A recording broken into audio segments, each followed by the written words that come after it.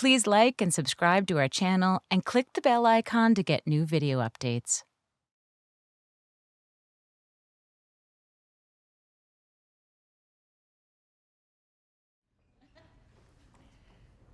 During World War II, I was a pupil at the French Lycée in London, but on reaching the ripe old age of 18, I was obliged to abandon my studies and either join the armed forces or work in a munitions factory. Well, that option did not thrill me.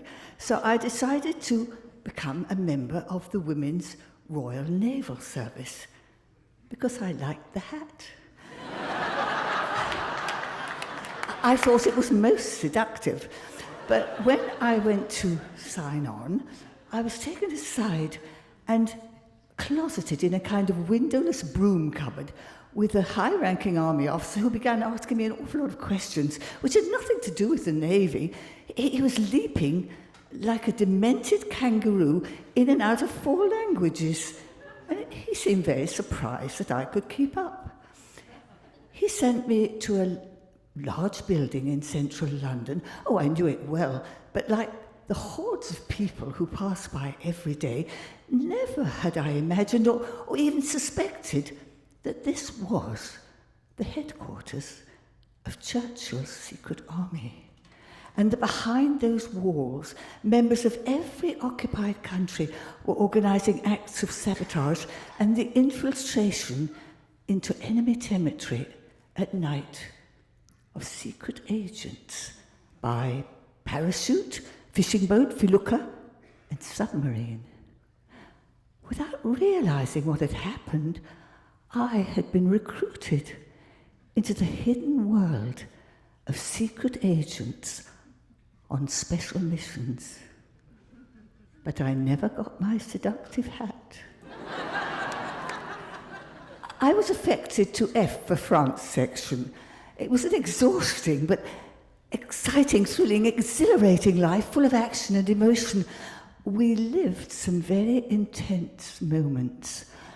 I got to know an awful lot of agents, and I shared many confidences with those who were about to leave.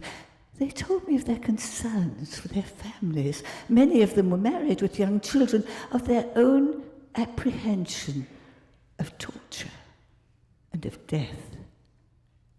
They knew they only had a 50% chance of coming back, and they were afraid.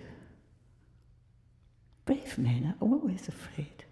Courage isn't the absence of fear, it's the willingness, the guts, if you like, to face the fear.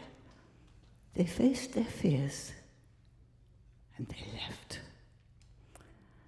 I remember one, he was a Jew, a radio operator, and he was going in on a second mission. Well, for a Jew to go in at all was extremely dangerous, but many of them did. We had quite a few Jewish agents. But a radio operator, a second mission? A radio operator was the most stressful, hazardous, dangerous mission of all. He lived on his nerves. He could never relax. He was always on the run, always with the Gestapo just a couple of steps behind him. He needed nerves of steel because once infiltrated, his life expectancy was 6 weeks. I was with this agent on the night before he left. Oh, there was no romantic association. I was just keeping him company. After all, he was an old man. He was almost 35. During the evening, he drew out of his pocket a box, a small velvet box, and inside there was a gold chain with a Star of David and a Dove of Peace hanging on it. And he said, "I'd like you to have this." Oh, thank you so much, I said. I'm terribly touched, but I couldn't possibly accept it. And he looked so sad, so disappointed. He said, "Please do. Oh, please do. All my family in France has perished in a German concentration camp. I've nobody left in the world, and I'd like to think that somebody remembers me, somebody perhaps even thinks of me when I'm over there. So I took his little box, promising to give it back to him when he returned. But he didn't return. Those who did return were taken immediately for a debriefing, and I often accompanied the two debriefing officers, and for me it was a revelation to see their different reactions. Some returned with their nerves absolutely shattered in shreds. Their hands were shaking uncontrollably as they lit cigarette after cigarette, and others were as cool as cucumbers. And I realized then that we all have a breaking point, and we can never know until we're faced with a situation what that breaking point actually is. Perhaps that is why departing agents were strongly urged to take the cyanide pill, which was always hidden somewhere around their person before they left. It would kill them within 2 minutes. I grew up attending those debriefing sessions. Many of those agents weren't very much older than I. Hearing their incredible stories, witnessing their courage, their total dedication, I changed almost overnight from a teenager, and I became a woman. One Saturday evening, it was a snowy evening, it was in early February, I was told that I was to leave the next morning and go down to Bewley. Now, Bewley was the last of the many secret training schools. Now, these secret training schools were dotted all over England, and the agents, the future agents, attended each one in turn during their long, tough 6 months training. It took 8 to 9 months to train a radio operator.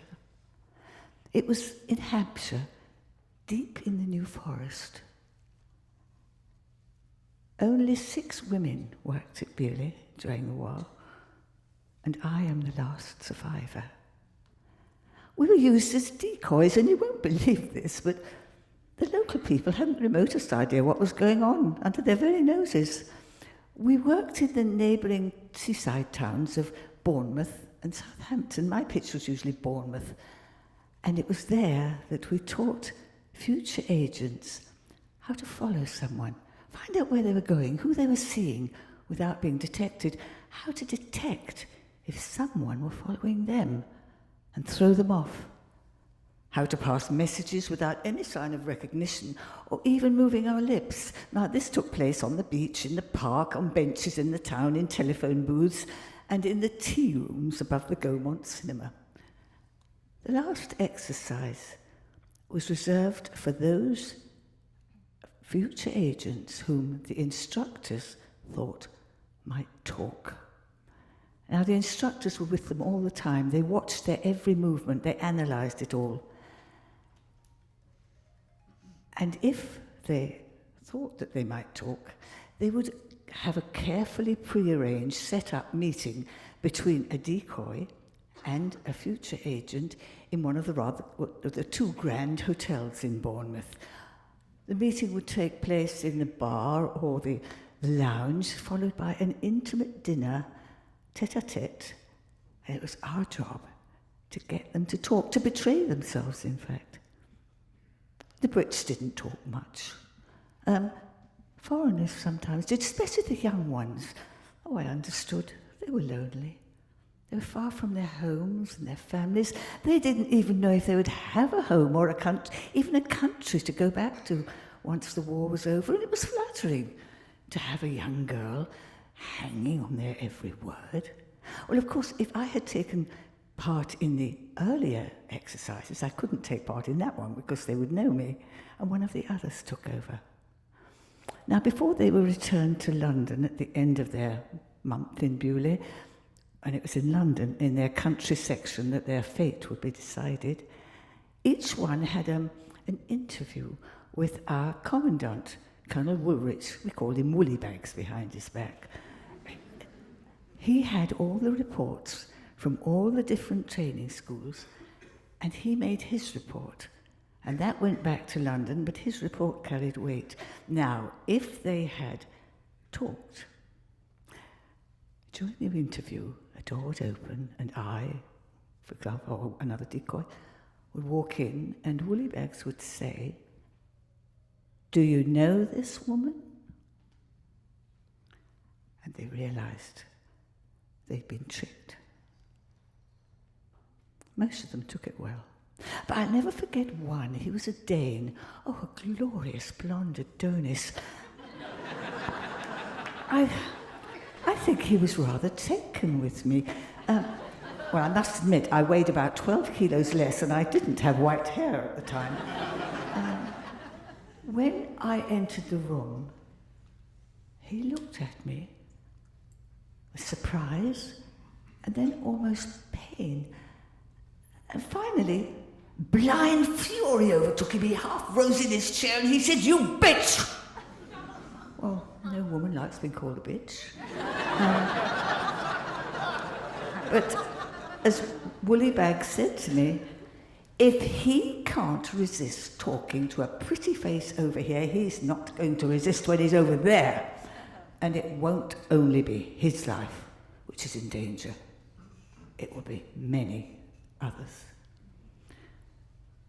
I think it was then that I realised that my whole life was a lie.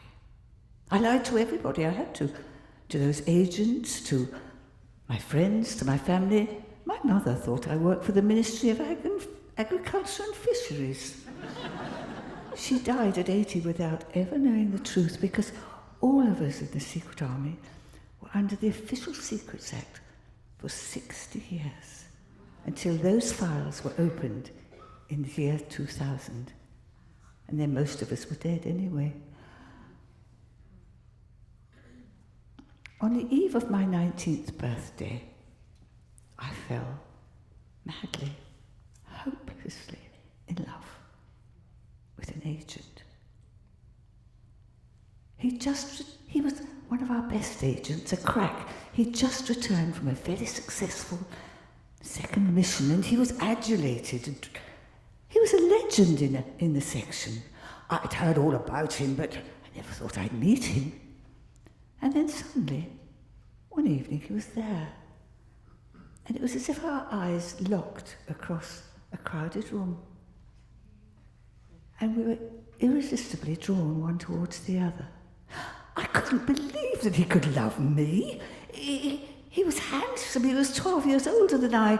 He was a hero.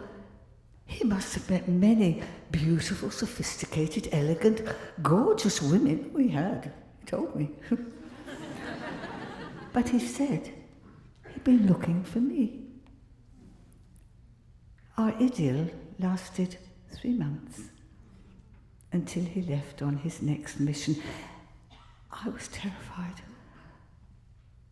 It was a very dangerous mission, and they said only he could carry it off. But I was so afraid. But he reassured me. He said he was a survivor, and he promised me that this would be his last mission, and when he came back, he'd never leave me again. We'd grow old together. The day he left, we had lunch, just the two of us, in a little intimate restaurant. We both knew that it would be many months, perhaps, before we'd be together again, and we kept emotion out of our conversations. I think we were both afraid of breaking down. I know if we hadn't, I would have broken down, and I'd have begged him not to go. I imagine you've all been in love. Can you picture what it's like to be terribly in love and know that all you have is a few hours, this moment in time? He took me back to the office, and we said goodbye at the bus stop. I don't think we even said goodbye. As I walked through the door, I turned. He was standing on the pavement, watching me.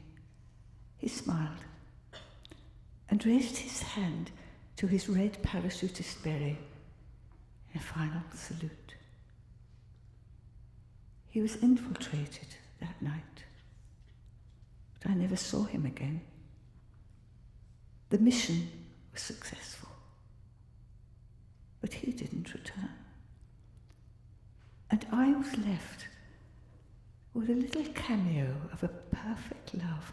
Perfect, perhaps, because it had been so brief. When the news that I dreaded came through, they tried to comfort me. They told me I should be proud. He was incredibly courageous, a wonderful man who had realized that there was a force of evil in the world that had to be annihilated, but that freedom has a price tag. He paid that price with his life. But I didn't want a dead hero.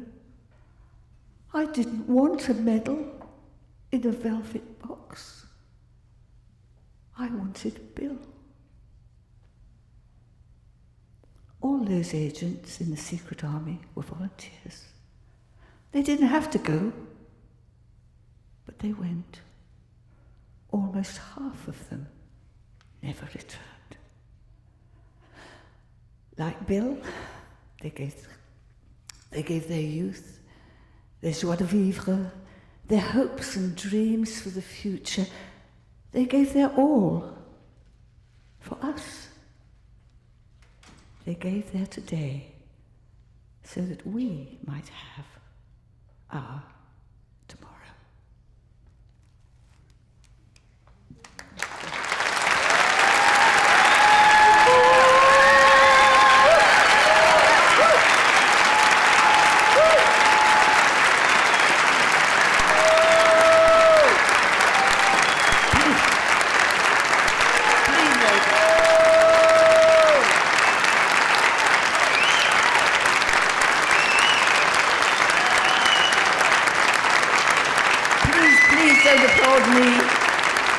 Don't applaud me, I don't deserve it. Applaud those who didn't come back.